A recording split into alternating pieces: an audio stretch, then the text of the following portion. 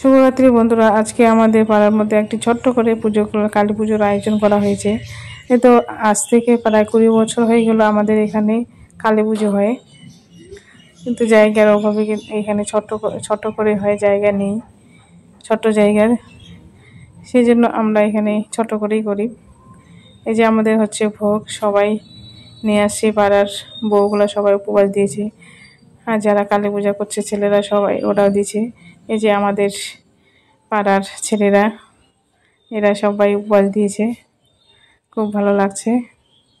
ছেলেরা উপবাস দিচ্ছে, এখানে কালী পূজা করছে। তো আমরাও এখানে, দিদিরা সবাই আছে, আমরাও আছি। আমাদের পূজা অর্ধেক হয়ে গেছে, এখন যজ্ঞ হচ্ছে, অঞ্জলিও হয়ে গেছে। আমাদের পূজাটা এখানে ছোট করে হয়, কিন্তু খুব আনন্দ হয়।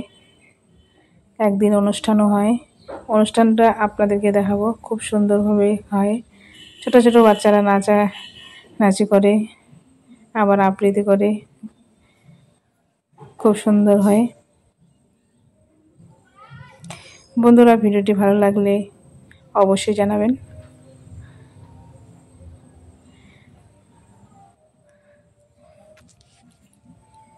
তো আমাদের কালী পুজো